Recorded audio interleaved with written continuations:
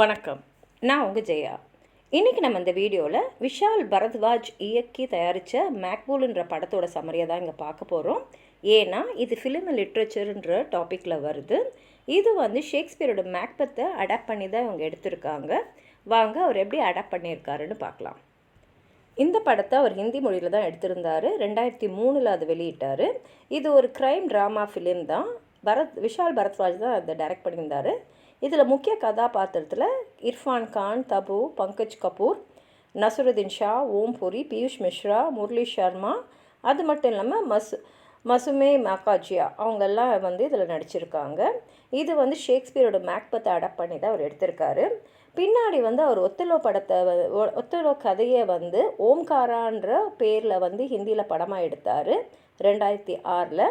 அதுக்கப்புறம் ஷேக்ஸ்பியரோட ஹேம்லெட்டை அவர் ஹைதர்ன்ற பேரில் 2014 எடுத்திருக்காரு. அதனால் ஷேக்ஸ்பியரோட 3 பிளேஸை படமாக எடுத்த அதை ட்ரிலாகாக கொடுத்த ஒரு முக்கியமான நபர்னு பார்த்தா பரத்வாஜை சொல்லலாம். இந்த கதை வில்லியம் ஷேக்ஸ்பியரோட மேக்பத் கதையை தான் பேஸ் பண்ணி எடுத்திருக்காரு. ஆனால் இந்த காலத்துக்கு ஏற்ற மாதிரி மும்பையோட அண்டர் வேர்ல்டை பேக்ட்ராப்பாக வச்சுருக்காரு. இதில் இர்ஃபான் கான் மியான் மக்பூல்ன்ற கேரக்டர் நடிச்சிருக்காரு. அவர் ஜஹாங்கீர் கான், அதாவது அவர் எல்லாருமே அப்பாஜின்னு கூப்பிடுவாங்க. அந்த கதாபாத்திரத்தில் நடித்தது பங்கஜ் கபூர். இந்த பங்கஜ் கபூராக இருக்கக்கூடிய அப்பாஜிக்கு தான் அவர் ரைட் ஹேண்டு மாதிரி இருக்கார். இந்த அப்பாஜி அண்டர் வேர்ல்டில் இருக்கக்கூடிய ஒரு ரொம்ப பவர்ஃபுல்லான ஒரு டானு. மக்பூல் அவர்கிட்ட ரொம்ப நன்றி உணர்வோடு வேலை செஞ்சுட்டுருக்காரு. அவரை ஒரு அப்பா ஸ்தானத்தில் தான் வச்சு பார்க்குறாரு. அவருக்கு ஒரு க்ளோஸ் கனெக்ஷன் அவர்கிட்ட இருக்குது. ஏன்னா அப்பாச்சி அவர் மேலே ரொம்ப பாசமாக இருக்கார். அவர் வளர்ச்சிக்கு ரொம்ப முக்கியமானவராக இருக்கார். அவங்களுடைய நெருக்கத்தை பார்த்து மக்பூலோடைய ஆம்பிஷனும் எல்லாரும் பார்க்குறாங்க. ஏன்னா மேலே ஏறணும், நம்ம முன்னேறணுன்ற ஒரு துடிப்பு அவர்கிட்ட எப்போதுமே இருக்குது. இதெல்லாம் பார்த்து 2 கரப்ட் போலீஸ்மேனாக நடிச்சிருந்த ஓம்பூரி, நசுருதீன் ஷாவை என்ன சொல்கிறாங்கன்னா, சீக்கிரமாகவே மக்பூல் மும்பையோட அண்டர் வேர்ல்டு டான் ஆகிடுவார், அப்பாச்சிக்கிட்டேருந்து அந்த பதவியை எடுத்துடுவார் அப்படின்னு இவங்க சொல்கிறாங்க. நிம்மின்றவங்க அப்பாச்சியோட மிஸ்ட்ரெஸ். இந்த கதாபாத்திரம் நடிச்சது தப்பு. ஆனால் அவங்க அப்பாச்சியோட மிஸ்ட்ரெஸ்ஸாக இருந்தாலும் மக்பூல் அவங்கள ஒருத்தர் ரொம்ப லவ் பண்ணிட்டுருக்காங்க. நிம்மி மக்பூலோடைய ஆம்பிஷன், அதாவது அவர் அடுத்து நல்ல முன்னேறினே இருக்கணும் அப்படின்றாங்க இல்லையா, அந்த எண்ணத்துக்கு அவங்க ரொம்ப உறுதுணையாக இருக்காங்க. அவங்க என்ன சொல்கிறாங்கன்னா, அடுத்தது நீ இந்த அண்டர் வேர்ல்டுக்கு டான் ஆகணும், நீ டான் ஆகணுன்னா கண்டிப்பாக அப்பாச்சியை நீ கொன்னே ஆகணும் அப்படின்னு சொல்லிடுறாங்க. இப்போ மக்பூலுக்கு அப்பாச்சி மேலே ஒரு அப்பா மாதிரியே ஒரு பாசத்தோடு தான் பழகிறாரு. அது மாத்திரம் இல்லாமல் அவர் அண்டர் வேர்ல்டு டான் வேறு. அது மாத்திரம் இல்லாமல் முக்கியமாக பார்த்திங்கன்னா அவர் வளர்த்து விட்டவரே அவர் தான். அதனால் அந்த நன்றி உணர்வு அவருக்கு இருக்குது. ஆனால் நிம்மி அவர் ரொம்ப லவ் பண்ணுறாரு. அவங்க என்ன சொல்லியிருக்காங்கன்னா, நம்ம சேரணுன்னா அவர் இருக்கக்கூடாது, அத்தோடு நீ அண்டர் வேர்ல்டு டான் ஆகணுன்னாலும் நீ அவரை கொன்னாதான் இது நடக்கும் அப்படின்னு சொன்னதுனால அவர் என்ன பண்ணுறாருன்னா, அவருக்கு அடுத்தபடியாக யாரெல்லாம் டான் ஆகிறதுக்கான சந்தர்ப்பத்தில் இருக்காங்களோ, இந்த ரோல் ஆஃப் சக்ஸஷன் இல்லையா, அவங்கள எல்லாமே அவர் விளக்கிக்கிட்டே வராரு.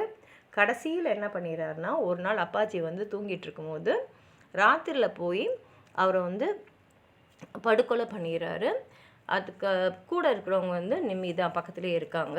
ஆனால் யாருக்குமே மேலே பழி போடாத மாதிரி அவர் தப்பிச்சிடுறாரு. அவர் எதிர்பார்த்த மாதிரியே அடுத்த டானாகவும் ஆயிடுறாரு.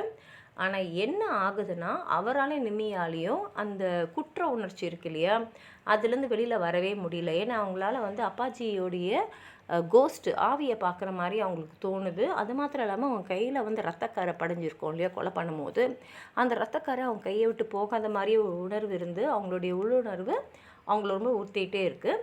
அதே சமயத்தில் இவங்களோட நடவடிக்கையெல்லாம் அந்த கேங்கில் இருக்கிறவங்களுக்கு நிறைய சந்தேகம்லாம் வந்துடுது. ஒருவேளை இவங்க தான் அப்பாச்சியை கொண்டு இருப்பாங்களோன்னு. கடைசியில் 2 பேருமே இறந்துடுறாங்க. இதுதான் அந்த கதை.